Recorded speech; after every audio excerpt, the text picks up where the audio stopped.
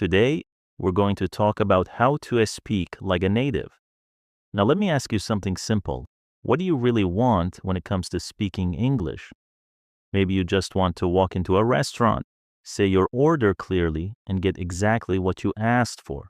That's it, right? You don't want the waiter staring at you like you just spoke Martian. You want smooth, easy communication, or maybe you're trying to buy something in a shop. You tell them what you want, and boom, you get it. You want to buy a ticket, and no one looks confused. These are basic but important things. But let's go a little deeper. Maybe you want more than that. Maybe you want to chat with someone, make a new friend, have a fun conversation, or just connect.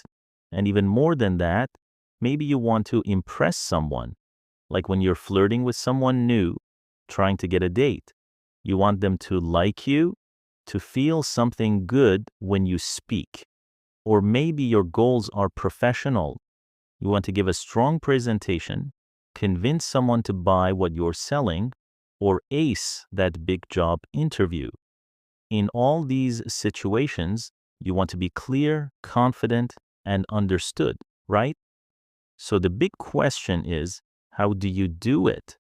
How do you speak like a native in those situations? The answer might surprise you. It's not about big vocabulary or perfect grammar.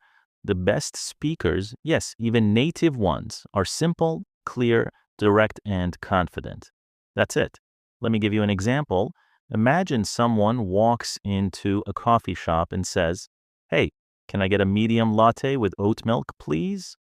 Simple, smooth, no big words, no fancy grammar, just clear communication.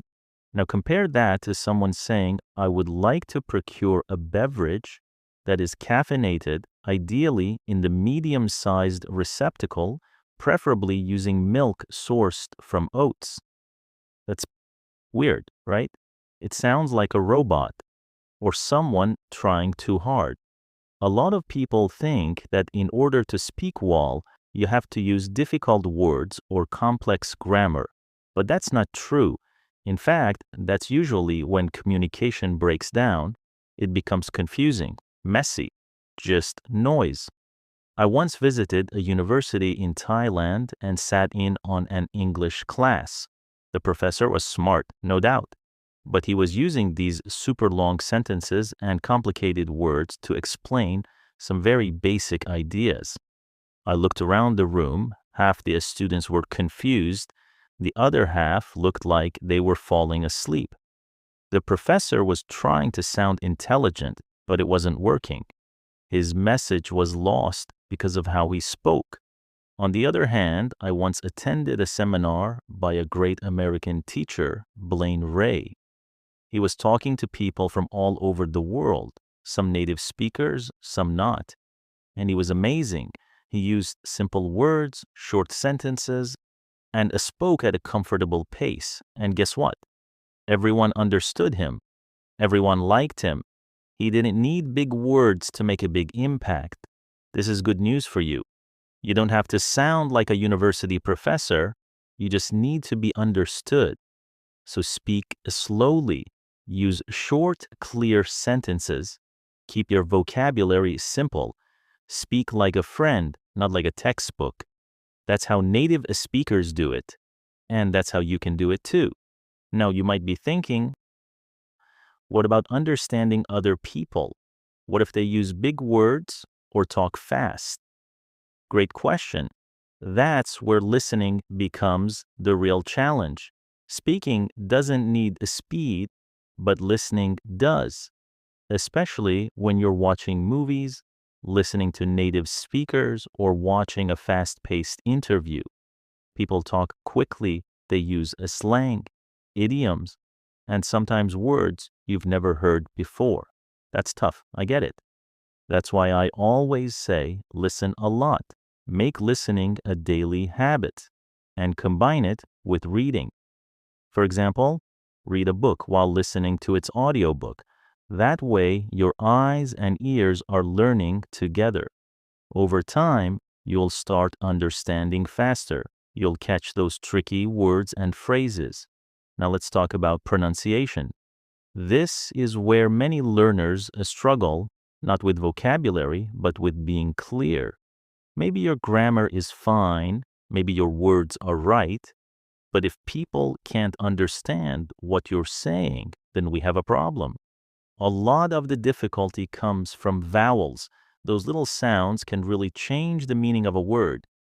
For example, bit and beat, small difference, big meaning. One tip that helps, try shadowing. That means you listen to a native speaker and immediately repeat what they say, matching their tone, pace, and pronunciation. Do this regularly and your pronunciation will improve naturally. Another issue is confidence, especially when talking to strangers. And guess what? Even native speakers struggle with this. Some people get nervous, freeze up, or start speaking too fast when they're around new people. This isn't a language issue, it's emotional. It's about fear, shyness, and pressure. So, how do you fix that? Start with your body, stand up straight, head up, shoulders back. Use a strong, clear voice, make eye contact. Even if you're scared inside, act confident outside, fake it until you make it. Your brain will catch up with your body. You can also try a recording yourself.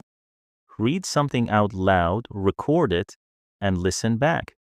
Notice where you sound strong and where you hesitate. It's a great way to train yourself without pressure. Now, some of you might be preparing for exams like the TOEFL. Those speaking sections give you only 45 seconds to answer. I know, that's stressful. But remember, it's not about showing off big words. It's about being clear under pressure. So when practicing, use a timer. Get used to speaking quickly, but still clearly. Practice like it's the real test. And if you're someone who can write well in English, but struggles to speak, good news again. That means you already understand the language. You just need to get your mouth used to moving. So try reading or writing out loud every day. Practice saying what you write. Slowly, your speaking will catch up. Last thing, don't get stuck worrying about mistakes. Everyone makes mistakes. I do. Native speakers do. If you say, he go to school, people will still understand you. No one's going to stop you and say, excuse me, that's incorrect. That only happens in grammar class. In real life, communication is more important than perfection. So speak. Just speak. Keep it simple, clear, and confident. Forget the fear. Forget the pressure. You've got this. I'll see you in the next lesson.